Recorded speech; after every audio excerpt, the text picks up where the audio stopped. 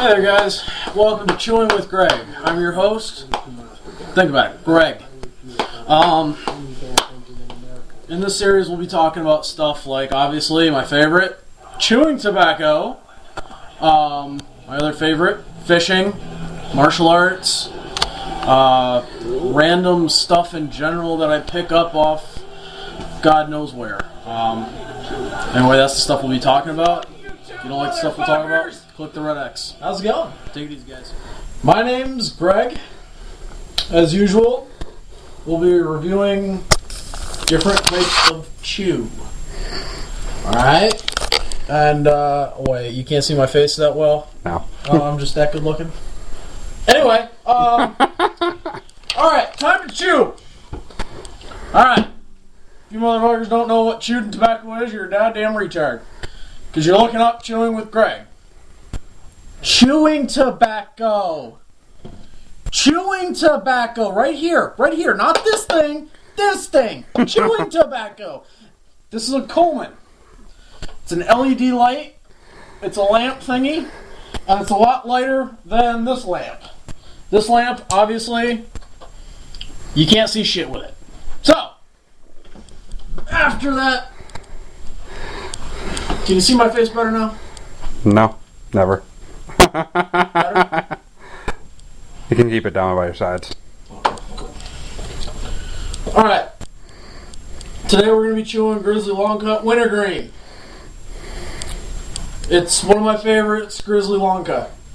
Actually, no. Skull Long Cut Wintergreen, but, you know, still, it's wintergreen nonetheless. So, I don't really think I've ever encountered a bad wintergreen.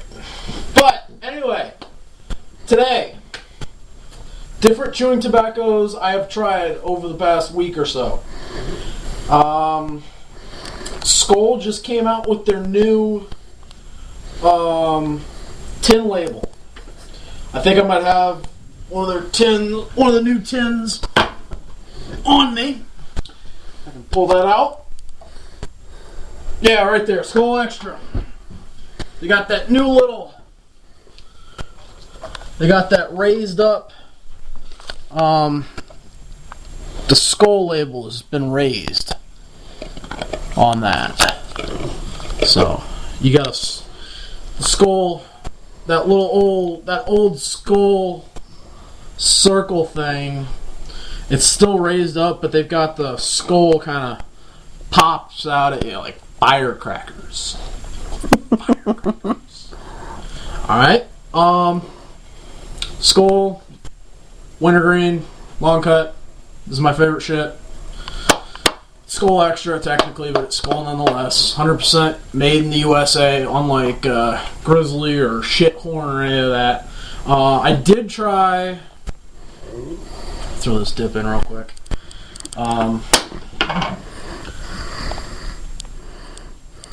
Okay. I did try over the past week or so.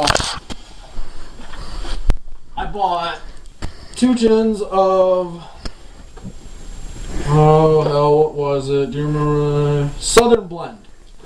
Copenhagen Southern Blend. Didn't it taste like shit? And I gotta tell you guys, I would put it on YouTube as a review, but it was so bad, I just couldn't stand it. Absolutely awful. It reminded, for those of you who like it, that's good for you. I can't really, the best way I can describe it is,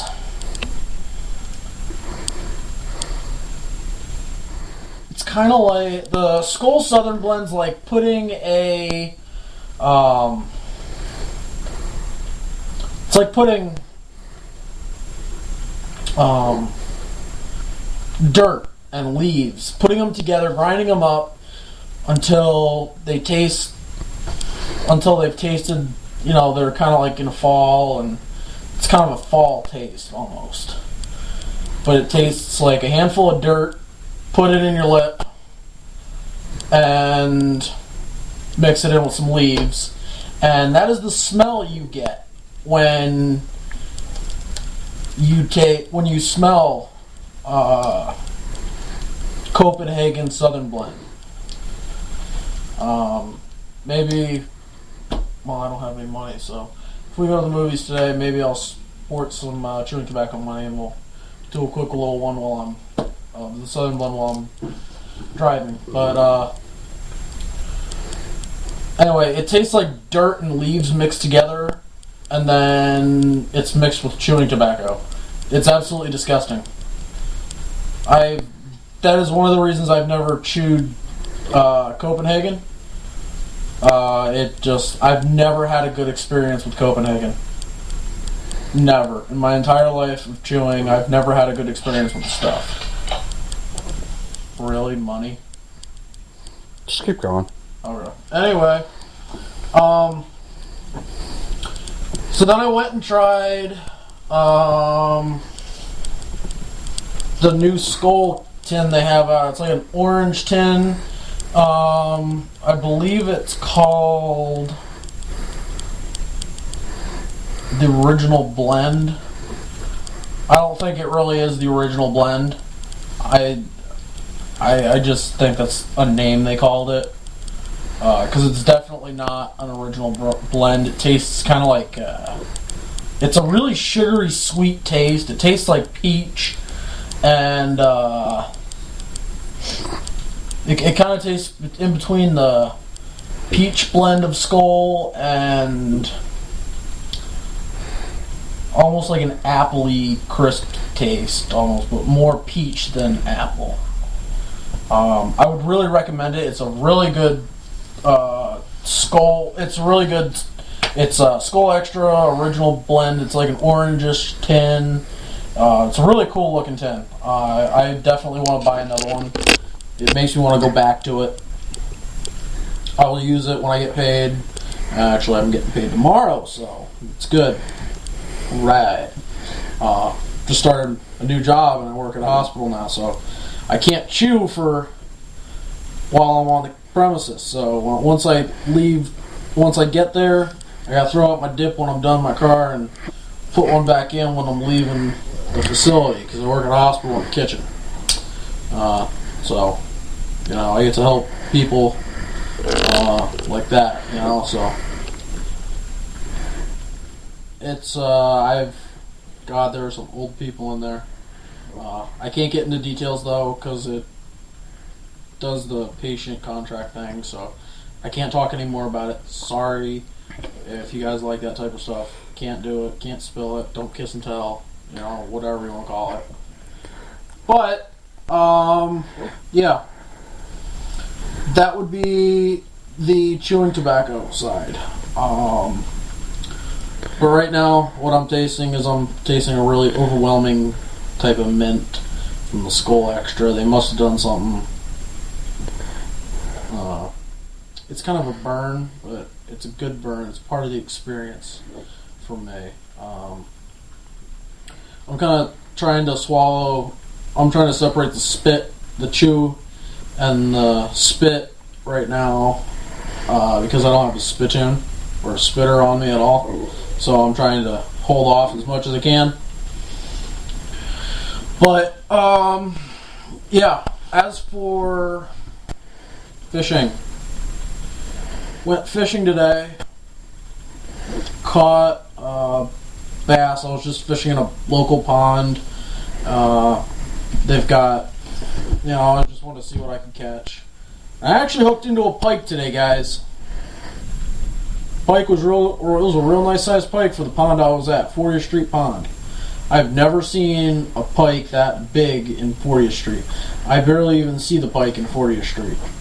I know the DNR stocks the pond and all that stuff, but I don't really think it's all that great of a fishery anymore. First fish I ever caught out of there.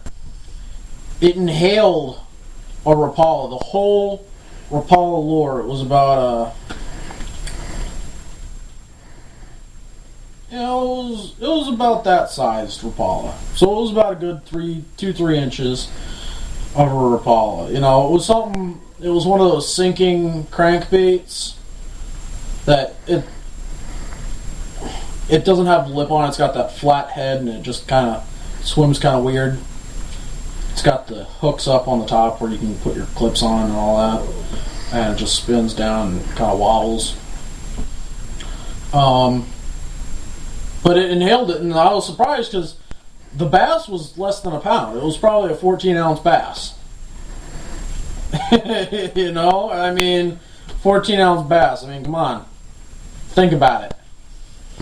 You know, it's just kind of something I don't really hear a lot often. And it just kind of opened its mouth, and it fit the whole thing in its mouth, and you know, it was on for the ride. There was no just kind of just pull the thing in. It was kind of like MLF, Major League Fishing. Yeah. But yeah, caught a fish. Ouch! A couple days ago, about 4 or 5 days ago, I went fishing in the St. Clair River. Guys, if you have never fished the St. Clair River, I would suggest try it. Get your salmon, get your tuna rod, you know, put a Pen 209 on it, or a big ass Shakespeare reel spin caster. Get a 2-pound sinker from my favorite local store, Anderson's Probate. Great store to be at.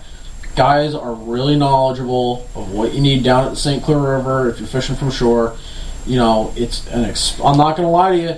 If you know tuna fishing, you know that the baseline cheap shit rod, like a Daiwa beef stick or the Daiwa Eliminator, you know it's not cheap. It's like $50-$60 for the rod alone. The reel, they got a combo at Anderson's Probate for like $150, and that's the Eliminator. And you know, they put on this new, bigger, better, more American steel reel. Not as much stuff on it, so the gears don't clank up on you. Everything else like that. So you got that out of the way. But I caught a 7-pounder the other day. So, your mom's. All right, guys. We're back. We're doing. Yeah, but anyway, we had to go upstairs because his mom's home. And by the way, yes, the power came back on. Just trying to update you here. Well, I got 2 cans right here, and now I got a Grizzly long cut wintergreen, and I also got Skull Extra. Skull, baby. So yeah, that's my 2 favorites because of the wintergreen. All right, now, as I was saying earlier, we've got 7-pound. I caught a 7-pound steelhead the other day, so that was cool. As for walleye on the St. Clair River, same day I caught a 7-pounder. Guy caught an 11-pound 3-ounce walleye. Now, for those of you who don't know, fuck all about walleye or fishing in general. An 11-pound walleye is a big fish. Usually the pound fish we bring in is about usually a pound walleye you get is around 2-3 pound walleye. You know, and that's a pretty good sized fish.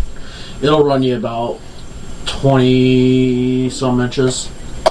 But as for walleye, an 11-pounder is fucking huge.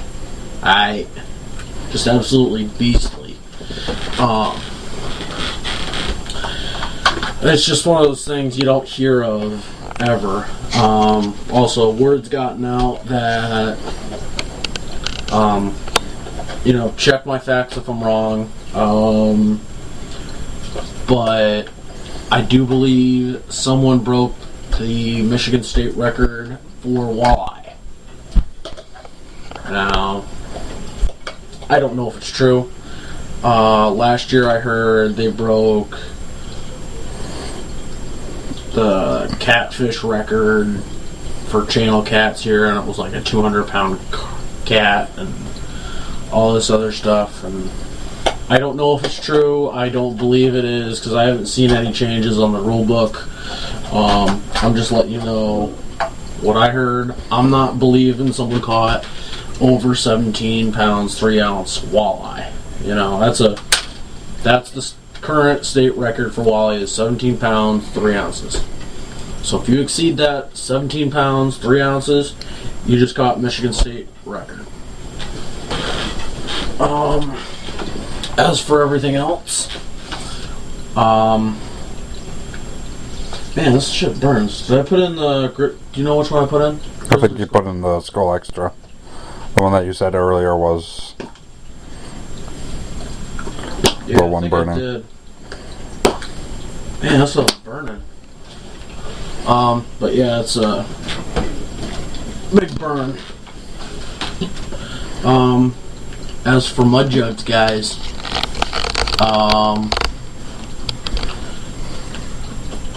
I just started working again, so I should be buying a mud jug real soon. So you'll no longer see this unpleasant chewing tobacco bottle.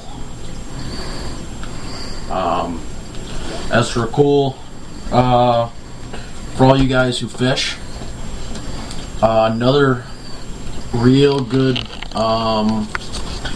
I found that works.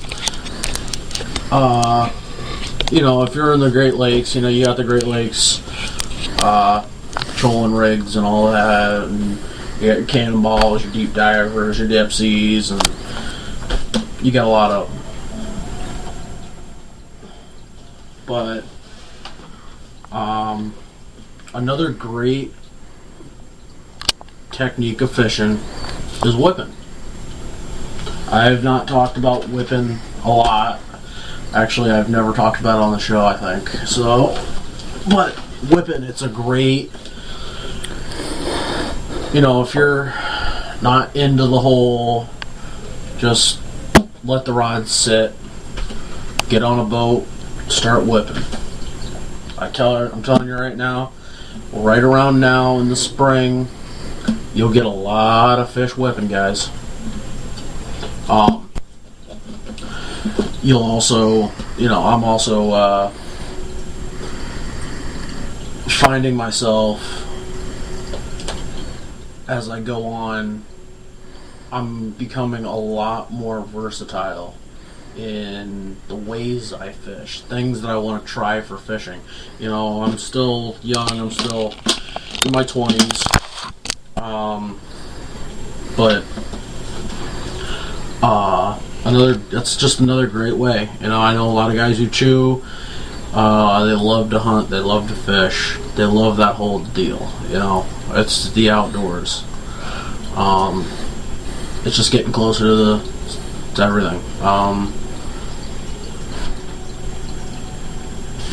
You know, I already talked about me fishing today. You know, I just went to a pond to real base it off, and didn't go there to keep anything. I just went there to see what I could catch. I heard rumors of catfish and all that, so figured I'd give it a shot. I probably should have had chicken liver on me, but you know, you got it, you don't, oh well. But anyway,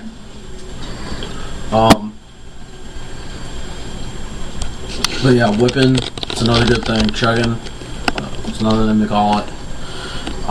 But I'm kind of stuck in that whole, I don't have a boat, so if I'm on St. Clair River, you know, you got a current going like 2-3 knots, you know, and that's cruising.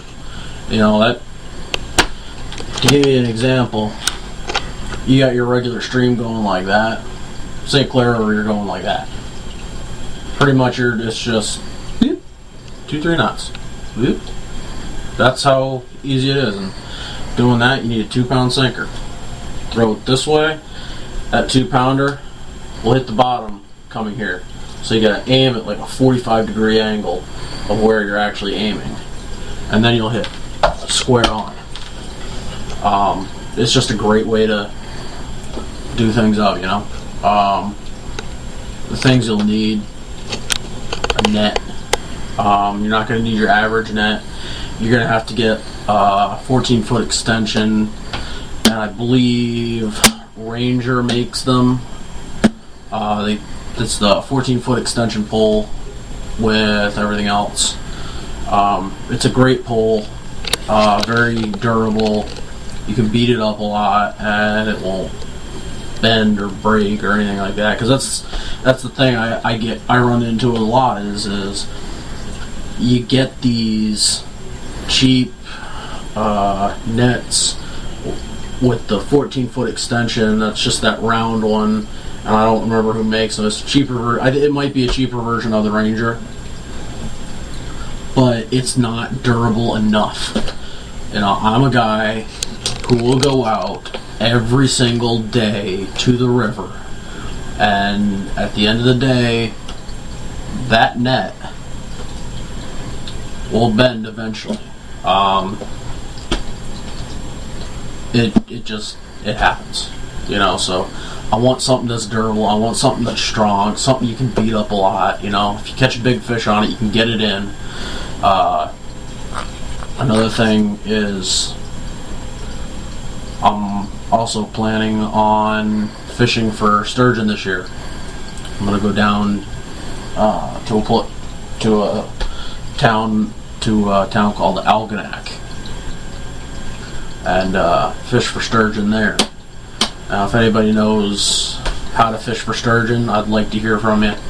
I've looked it up on YouTube. Right now, all I know of locally, they use worms and just a big old gobble worms on I think it's a 6/0 hook.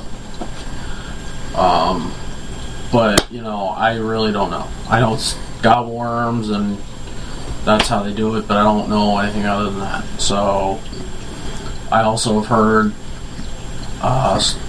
you know, you gotta, shad. Like you make a shad, like you get shad and then you do a half hitch knot and do it that way. But, that is almost everything I can think of. Wow, that was actually pretty good. Give that a 10. Woo-wee! But, yeah. So to recap, guys, Copenhagen Southern Blend tastes like dirt and leaves mixed in together with some chewing tobacco. It's terrible. The Skull Original Blend tastes like peach with that apple crisp taste.